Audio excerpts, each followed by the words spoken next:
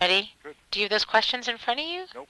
Okay, but I have them in front of me. Yeah. And you But had read them I had once. read them once, and now I have no idea what I did with them. I think that they got filed. Aha.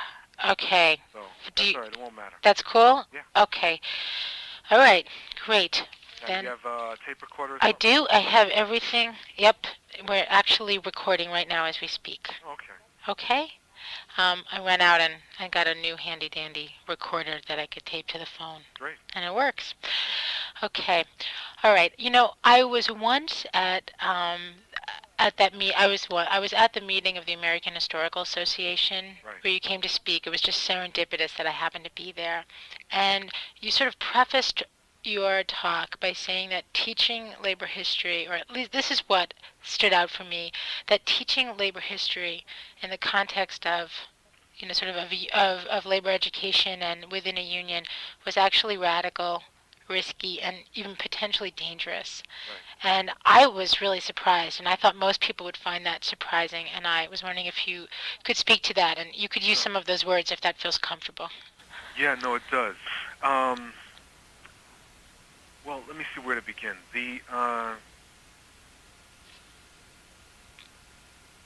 The critical thing to keep in mind is that when the labor movement came out of World War II, um, there was corporate, a right-wing corporate response or reaction to the labor movement and to the victories that it had won in the 30s and during the war. And it really hit a feverish pitch after 1946 with the Great Strike Wave and the Republican congressional victories in November of 46, um, which were soon followed by efforts to um, move the Taft-Hartley Act. And part of what the Taft-Hartley Act did is that it coincides with the development of the Cold War. And although labor's first response was particularly to the red clauses, which called for the removal of any radicals, particularly communist radicals generally, even though labor initially opposed that and stood firm, later they retreated from that, and part of the retreat involved the internal purges. And the purges of the more progressive unions and many progressive unionists led to a relative silence on economic and historical issues within the ranks of labor. The organized labor in the United States, at least through the AFL and the CIO, and then later together as AFL-CIO, basically started preaching the established message about the economy. There was no critique of anything in the capitalist system. There was no critique or very little critique of U.S. foreign policy. And labor history was sanitized so that you had much more a focus, as is common in most other parts of U.S. history, a focus on great individuals and an absence of discussing movements, and certainly an absence of discussing radical movements. Um, so labor history then moves more into academic circles, and it becomes almost like the medieval cloisters and monasteries, which preserved the written language during the Dark Ages in Europe. Um, labor history is saved or preserved in academic circles because, ironically enough, in the union setting, it was almost verboten in any real sense. In the 70s, you start to see a change, and certainly in the 80s.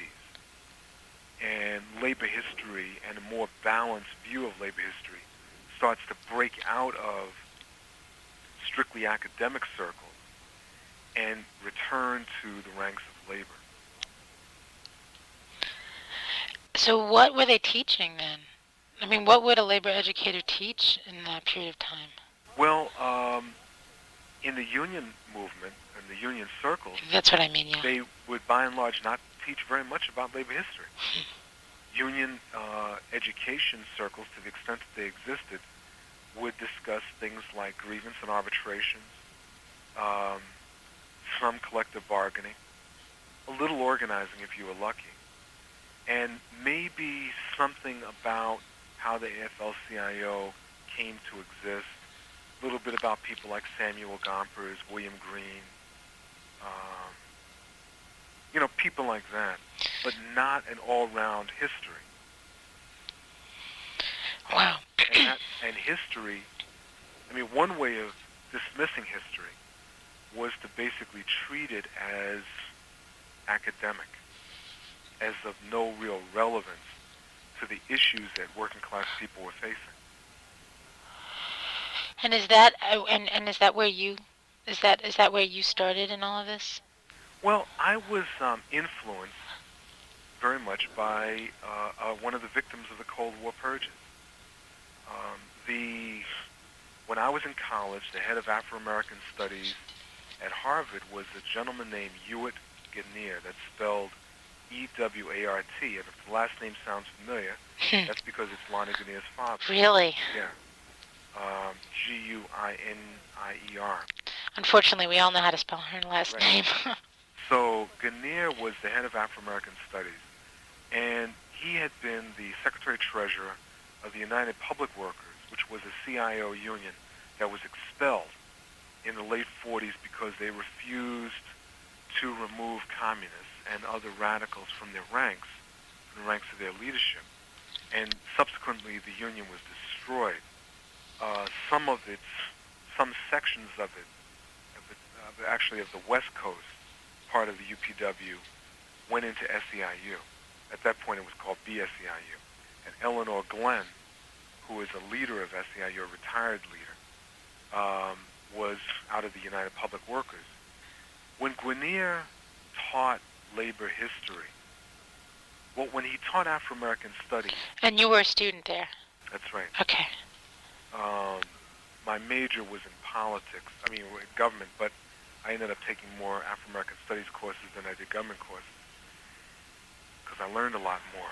But when Guinier would teach Afro-American studies, he would teach it from the standpoint of class. The working class, and black workers in particular, was always very central to discussing Afro-American history, African-American history. And so he would integrate labor history and African American history, and this is part of the debt that I owe him. And so when he would talk about labor, he wouldn't talk about famous people. He'd talk about social movements, and he would talk a lot about the role that black workers played in the construction of U.S. labor history. And that, to me, was very unique. And that's what inspired me. So when I got out of school, viewing the way that labor history was handled, even in some academic circles, but certainly in organized labor, it stood in stark contrast to the method and content of Guinier's approach to labor history. Wow. Okay. So, getting back to it, when you're sitting there in front of this room of academics, and you say teaching labor history is today and at that point, I guess it was like 1994. Today in 94, 95, teaching labor history in the union movement could be dangerous. That's right. So, what did you mean by that? Because if you're going to tell the truth, there's a number of things that some people are not going to want to hear. The truth of the matter is that radical social movements have been critical to the development of organized labor in the United States. And that is a fact, And I would dare anyone to challenge that. Whether you're looking at elements of the Knights of Labor, whether you're looking at the Colored National Labor Union, whether you're looking at the Wobblies, whether you're looking at the CIO or whatever, radical social formations, organizations, and movements played a critical role in the development of a labor movement in the United States. Second, people of color have played a central role in the development of labor, and women have played a central role. And the unfortunate reality is that for political reasons, acknowledgement of those facts, is something that has been denied by many, many leaders in organized labor ever since the Cold War. You know, in other words, to acknowledge that communists were critical, communists and socialists were critical in the development of the CIO, not simply to pay lip service, Mm-hmm. but that some of the key leaders and organizers were communists. People don't want to deal with that. But there's also another part to that, which is that the CIO made a lot of promises to people of color, particularly to African Americans. And a lot of those promises were never fulfilled. And African American workers, after World War II particularly, attempted to hold the CIO accountable, and later the AFL-CIO, accountable to those promises. And those promises were simply Equality at all levels. Organizing the South was a promise. And the CIO was inconsistent. Now, I'm not trying to trash the CIO. I think that the CIO was critical. But I am saying that there were things in the approach of the CIO which were problematic. For example, by and large, most CIO unions failed to challenge employer hiring practices. They basically took the position that the employer hires who they want to hire. The job of the union is to organize the people once hired. Now, there were a few unions that challenged that, but by and large, that went unchallenged. Now, obviously, that means that if an employer is going to follow racist hiring policies and they go unchallenged by the union, that means something in terms of the way that the union is viewed in the community. And I think that that's a problem. Mm-hmm. That is something that a lot of African American workers said was simply unacceptable, and they did that organizational. And in the early 1950s, the National Negro Labor Council was formed, and to challenge both the failure of the CIO to fulfill its task, but also, the racist hiring policies of employers. Later in the early 60s, A. Philip Randolph led the formation of the Negro American Labor Council and was attacked by Meany. Meany said to him in one of the most infamous statements ever made, something to the effect of, "Who do you think you are to speak for all Negroes?" My question is, who did Meany think he was to talk to Randolph like that? In the early 1970s, the Coalition of Black Trade Unionists was formed, again to take labor to task. So, this is something that many white leaders of organized labor have not wanted to address. So they don't want to address it. They don't want to address it currently. So by not addressing it historically, they don't have to address it currently? Right. It's like out of sight, out of mind. If you don't talk about it, it never happened. Mm-hmm. And then it won't happen. Right. And people won't learn from history because history is such a powerful subject. History and mathematics, I've always thought, are the two key subjects that people need to learn. Mathematics to train the mind, history to use it, right? And so it's with history and with a real view of labor history, an accurate view of labor history, that you come to some very interesting conclusions about what needs to be done. It's been pointed out to us in a number of different screenings afterwards, and it's generally leftist radical academics who are in the labor movement, who are in labor education, who stand up and say often, Judith, you really didn't deal with the role of the Communist Party in the 34th strike, which in the South, as far as we understand, was somewhat minimal, but we could really be wrong. And more generally, when pursuing like sort of broad labor education, do you need to leave leftism? Does the leftism need to be played down for greater reception? I mean, they questioned if that's what we were doing. Right.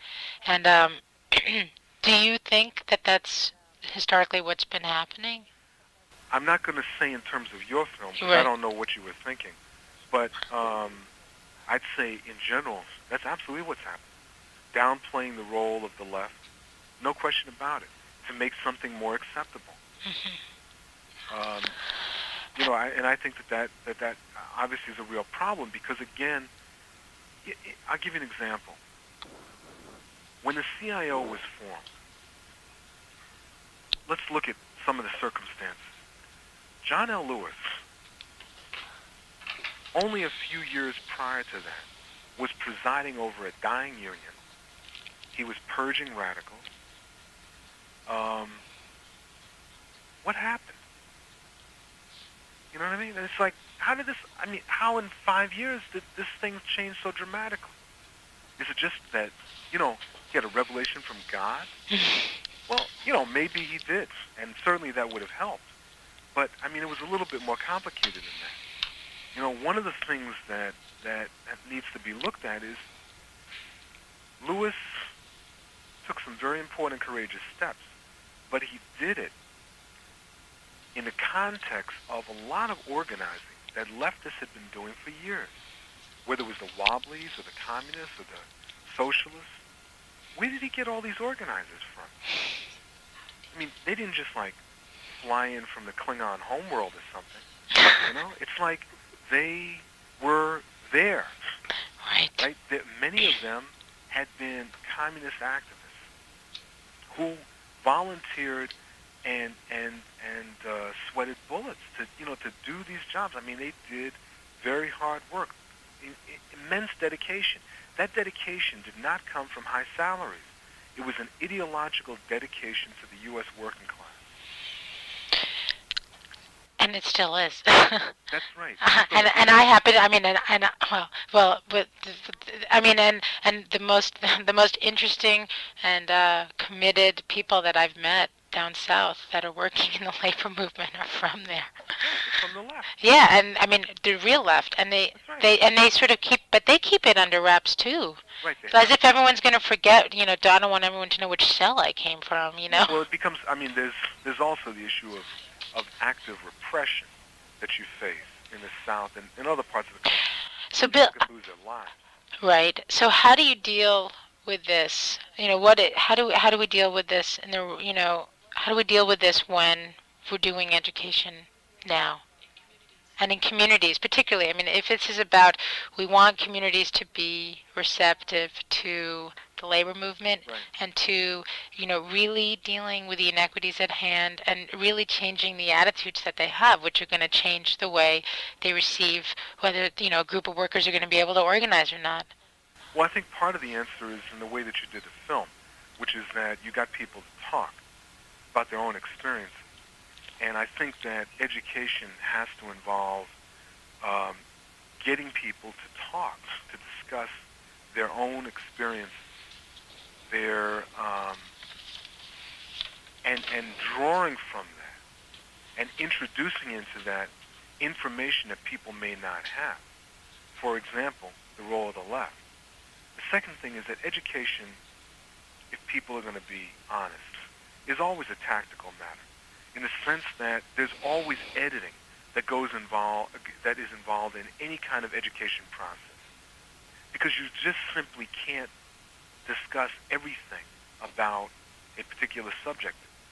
There are certain things that people decide that have to be discussed, right? And so, depending on your audience, you may have to talk about something in a different way than you might otherwise. which is what we really worked very hard at trying to do. Right. But in some cases, it can look like you're changing the language, Right. and therefore by changing the language, you're you're hiding history in some way, and you're not calling a spade a spade. Right.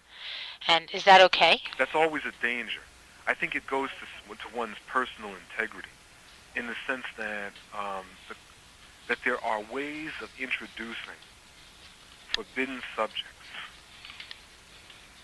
that can be done by excuse me, any historian, and that you can do it in a way to provoke discussion. And that is what I think that whether the historian happens to be a filmmaker or a writer, that we need to be thinking about. How do we introduce a hitherto forbidden subject? Well, that leads me to a whole nother line of questioning. How are we doing on time? Are you cool? Oh, yeah. Okay. Yeah, I'm Okay. I think it was in, I guess, when the 1930, okay, so it was your 1934 to 1994, you did that sort of retrospective That's right. regionally On the general strike. on the general strikes, and you did yours, I guess it was in Red Mountain, Georgia. Does that sound right? Well, Yeah, it was right outside of Atlanta. it was right outside of Atlanta. Um, and I recall you talking about how you were surprised that the members, you were really not sure how they were going to react. Right. And yet you were surprised at how your SEIU members sort of used the excerpts from the film to talk about history, memory, and their own and their families, Right. and that you were sort of surprised in the direction that you went. So if you could if you can recall, um, was this an example of sort of using a piece of history to talk about forbidden issues with them? I mean, do you Absolutely. recall what happened? Yeah, I mean, I in a lot of ways, more than anything, I recall the feeling I had at the time. It was a profoundly emotional experience. I mean, just to recap, basically we showed a 17-minute clip. There were 5 excerpts. Right. Right. And By the way, if don't forget the feeling, but you might want to start with a friend of mine, Peter Winch. You probably know him from AFG. He was at a workshop that you gave, and you were telling them, listen, you have to, as educators and organizers, you have to be aggressive about getting the materials that you need to teach labor history. Right. And you described in abstract, I mean, he's a very good friend of mine, so he knew what you were talking about, how you sort of found these filmmakers who were making this movie and they weren't done yet, and Right. you said, I still want to use your stuff, which Exactly. was perfect. If you want to recap that in your own words and then go into this, that would be great. Well, let me try to remember exactly how it happened. But the thing that I do remember is that you were very reluctant to give us any part of the film because it was not completed, and you were very worried about how people were going to perceive the 17-minute clip, and That's so because it unlike me. might have been out of context. Maybe okay, but it's so unlike me. Because I show, I mean, the part of this movie, I mean, the most important process of this movie was the fact that we showed people sort of all this, all of this footage when it was sort of undone, uncooked, and a real work in progress, and work with people to understand if it had resonance or not. But I believe you. Well, it was quite interesting because you were, I think you were worried about not just that we were going to look at it, because my guess is that you would have, if we had just looked at it, you probably wouldn't have any problem. But the fact that we were going to use it in an event with a large number of workers, and not knowing how people were going to respond. I think it had you very uneasy. All right. Um, but I don't know for sure. Yeah, I wish I could remember. All right. Anyway, but we did send it to you. But I think what I really wanted was to make sure that you guys would show each clip and explain what they were, because without that piece of paper that described what each segment was, I guess I felt like it's not going to be all that useful. So, Right. Well, but you did show it. we did show it, and what happened is we showed it for the purpose of sparking a discussion. We knew, I mean, it was, since it wasn't completed, it wasn't going to stand alone. So what we did first is we introduced it the way we introduced the discussion in other parts of the country where we focused on other general strikes. So that year you were looking at general strikes throughout the country in 1934. The San Francisco, the Minneapolis, Toledo, and the textile strike. Okay. And so we gave some historical background to the strike. There was some materials that Jim Green, one of my favorite labor educators, and a good friend of mine, who's in head of labor studies at University of Massachusetts, Boston, he had provided. And so we were able to provide background to what this was. And then we showed it. And people were really blown away because... This was in the South, right? This was in the South. This is people from a variety of different sectors, public sector, some private sector. And we basically got them talking. It wasn't very hard to get them talking. And people wanted to know, first of all, they wanted to know more about the strike. But then we got into this discussion about memory and the way that historical memory operates. There was a point that Jim Green, I think it was Jim, that made to me about the Lawrence General Strike, which took place in 1912. It was led by the Wobblies, the IWW. And they won in that strike. However, there's a historic amnesia in Lawrence about that strike. And it revolves around trauma, and it revolves around the way that the strike was interpreted by the employers and by the government, and the way that the strike was described historically to later generations. And so this got us into discussion about who writes history. And my favorite, one of my favorite Aesop fables about the man and the lion, about who builds the statues. The bottom line is that... What's the fable? The fable is that there was once upon a time at a point when lions could talk.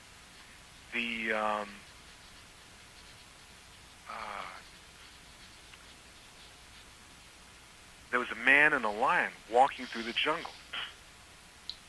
And they came across one another.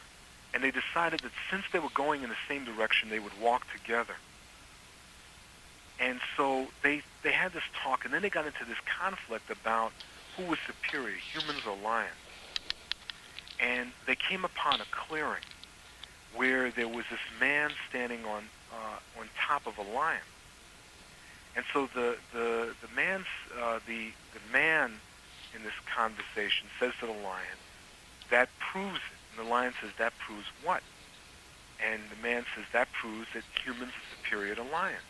And the lion says, "Yes, but if it had been lions building the statue, it would have been the lion standing on top of the man." Right? And I think that sums up what happened after the Lawrence strike and after the great textile strike in the South. That it wasn't the lions building the statues. It wasn't the workers that were writing the history. It was the corporations and it was the government. And when they wrote the history as a trauma that was brought on as a result of the fact that workers had organized.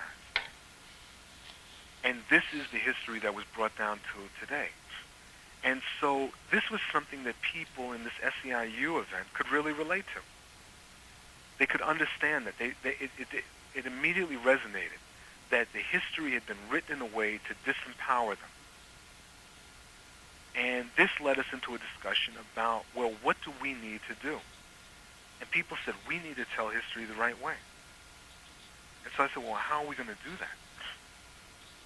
And so people started brainstorming different ways that we could do that. That the film, when it was completed, that there should be, like house parties to look at it. But that we should go beyond that. We should get the film and show it. We should show it in union halls, or we should show it in community-based organizations. We should show it in churches. And we should have discussions that follow the showing of the film about what actually happened in the South and dispel these myths that Southern workers aren't interested in organizing. Southern workers are passive. And show that there had been this massive repression that was brought down on workers. And were you surprised? I remember you saying you were surprised. Maybe you weren't, but I think often people are surprised at working people's levels of sort of getting this and understanding it and interpreting it both from a very personal perspective in their families and on a more, on a more broader level.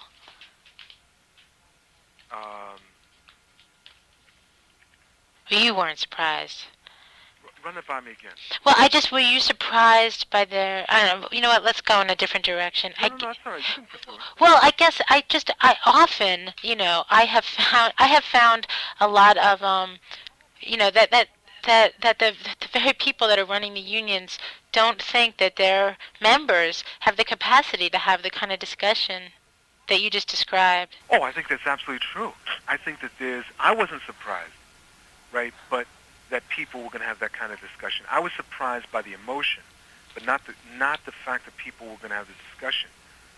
But there are many, many educators, but less educators and more leaders of unions that have a very condescending view of the members and think that the only thing that the members want to talk about are wages, hours, and working conditions. And that's simply not true. Workers are human beings. They're interested in a lot of things. They're influenced by a lot of things. And so people found it very interesting, you could just tell, to talk about history, to talk about what they had gone through, to talk about strikes or organizing efforts that their parents or relatives may have been involved in. To the extent that they knew. That's right, to the extent that they knew. But people could really identify with the denial that existed, that was shown in that film. Well, and I think I just, in the future, I think that's something that we really, really need. I mean, because I didn't come into any of this with any conceptions about what workers are going to know or not know, because I'd never done this before. Right. So I just went in with the idea that this is something they'd be completely interested in and would have the capacity to talk about. Right. And it wasn't until I would meet with labor leaders that they would say things like, you can't teach about a lost strike. Right. Teaching about loss, defeat, and violence Right. is very dangerous, particularly when people are poised to organize and vote yes. Right. So what do you do about that? Well, I have a different philosophical view. I mean, to borrow from Gramsci, the Italian Marxist during the Mussolini era, he said the truth is always revolutionary. And I think that that what you don't know can always hurt you. It's like how people say ignorance is bliss. Well, what I have found is that when people find out the truth, and if they find out that they've been lied to, they get very angry, very resentful. And you don't know what they're going to do at that point. So my approach is more, and I don't mean this to sound high and mighty, but my approach is more to, I think it's important for us to tell people what's really going on. It's better for people to know what they're walking into. U.S. labor history is very bloody, and not because unions have been particularly um, bloody in their approach, but because employers have been very, very vicious in their approach to unions. Workers effectively do not have the right to organize in this country. And it's important for people to understand what they're getting ready to get into, the consequences of conduct, as an uncle of mine would always say. You know, what are the consequences? When people understand what the consequences are, they'll make informed decisions. If people walk into a situation and believe that the consequences are minimal, when the fact of the matter is that they could lose their job, but they might lose their life, right?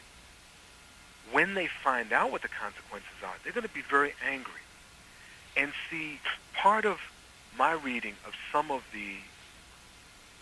what happened in the 34th strike and in a number of other strikes is that many of the workers did not fully realize what the ramifications were going to be of the action. And they ended up blaming the union because of, well, for two reasons. One, because it's much easier to blame the union. You get social support for blaming the union. But also, there was anger because people resented that they didn't understand or were not fully aware of what the ramifications were going to be. So I think that it's very important for people to understand defeats. You know, you learn more from your defeats, actually. And so I think that you tell the truth, you tell people about the defeats, but you don't do it in such a way as to demoralize people. Oh, the sea is so big, our boat is so small, you know, that type of thing. But from the standpoint of what lessons can we learn from this? And when do you teach that? Do you teach, I mean, now strategically, do you show a movie like The Uprising of 34 during an organizing effort? Do you show it when you go, at what point in a community do you raise these issues? I don't think you can answer that abstractly. Okay, I really don't. Okay. And I don't mean that the question is Right. somehow inappropriate. But what I mean is that the use of any particular educational tool is a tactical matter that depends on what the conditions are, where people are at, where people's heads are at. Right? It may not be appropriate to show that film in an organizing drive for any number of reasons, just as there's certain written materials that you may not want to give out, partly because you may not be prepared for the reaction. Organizationally, you may not be prepared. You know, or you may be fearful that it's going to be diversionary. Mm-hmm. You know, it's like, for example, that there's some discussions that you're not going to have because it might just take you down a completely different route than you're prepared to go right now. It doesn't mean that in the abstract the discussion is inappropriate. It just means right now it may not be appropriate. But at the same time, you do see. This sounds rhetorical after this conversation, but that doesn't mean that you don't teach it. You find a point at which it's time to teach. This is just when we were obviously, when we were in Kannapolis during the organizing effort of 1981, with Act Two. I was there, I was watching, I was sort of observing, I was helping them out to the extent that I could, and I offered to do a workshop for the organizers to show them the footage from the 34th strike from Concord and Kannapolis, which was the very footage that was the very incident, and it was 91, not 81. It was, one of the very incidents that had given people the idea that we can never organize here. Right. It's very dangerous. We shouldn't do it. That's when they put the machine guns on top of the mill roofs. And so I said, listen, most of your organizers are experienced, or they know that people are frightened, but the question is why.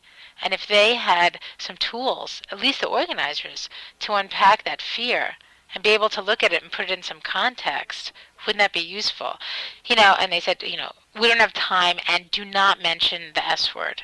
Do not mention the strike. Do not bring that up. Even if that's what the people that we're trying to organize are bringing up, that cannot be mentioned from this side. We don't want people to remember it. We don't want them to even think about it.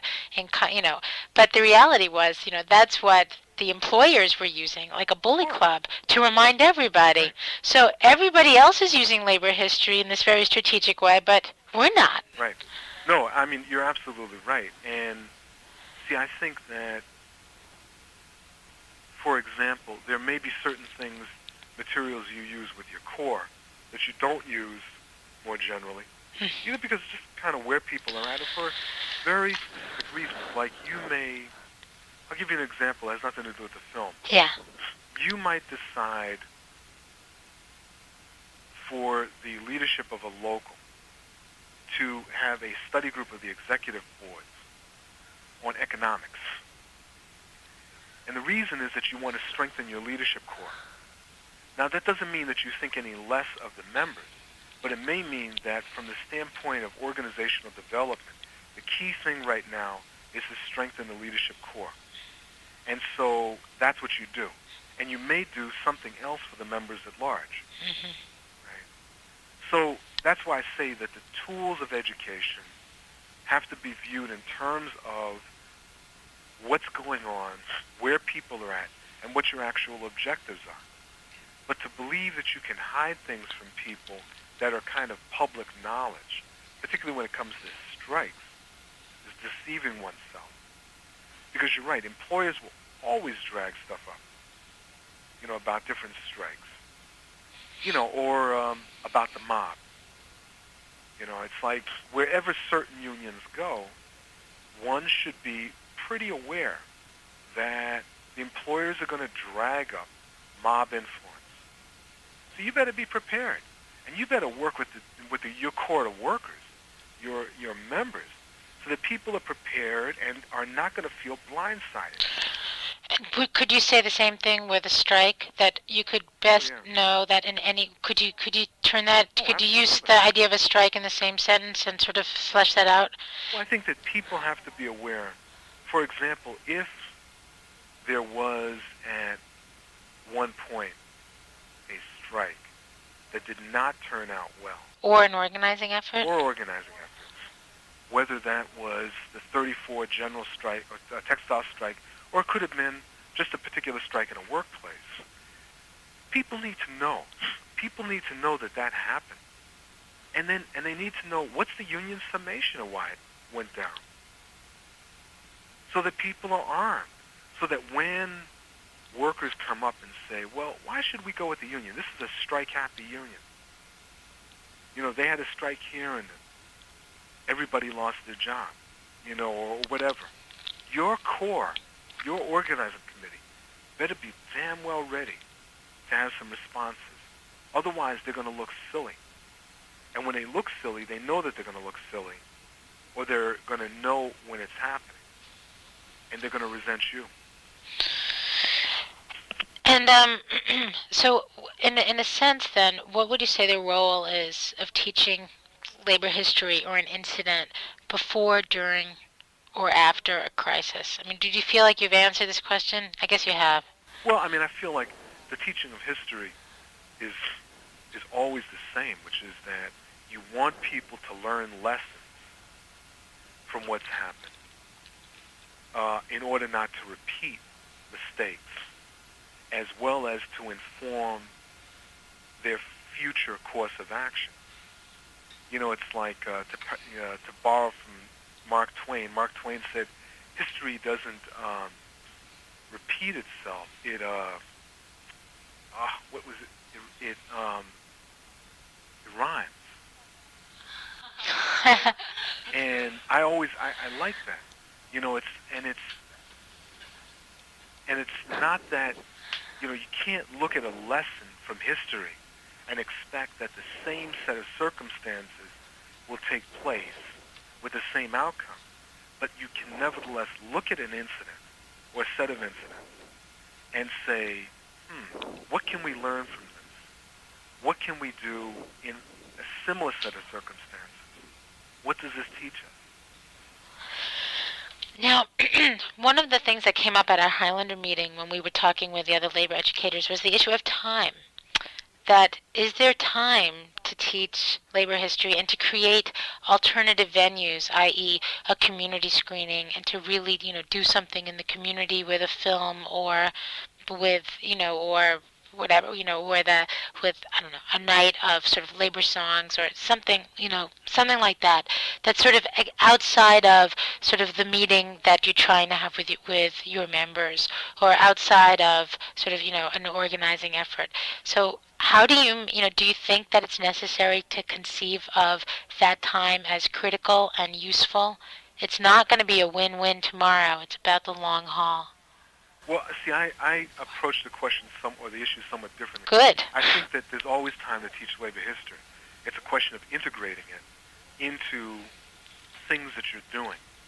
And I think that's very, very important, because to the extent that we separate out labor history, it's very often not going to get done, because people will say there's no time. So that's one.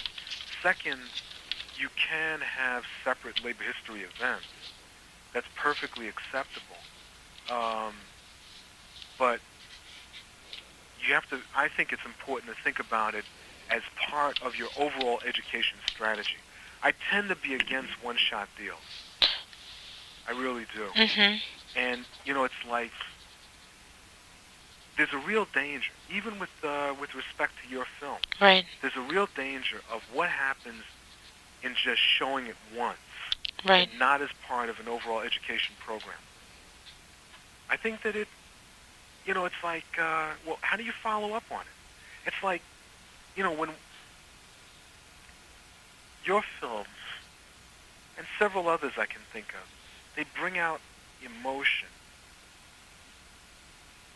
Well, what happens with that emotion? Do people stuff it back in a bottle? It's kind of, once it's out, and you got to deal with it. And I agree. And that's why I'm talking to you 3 or 4 years after I first spoke to you, because we're trying to figure out how to do that. Well, I think that it's not entirely up to you. Uh, In a sense that it's, see, in some ways I think that the question is for labor educators. How do we use this film? How do we follow up on it? And how do we integrate it into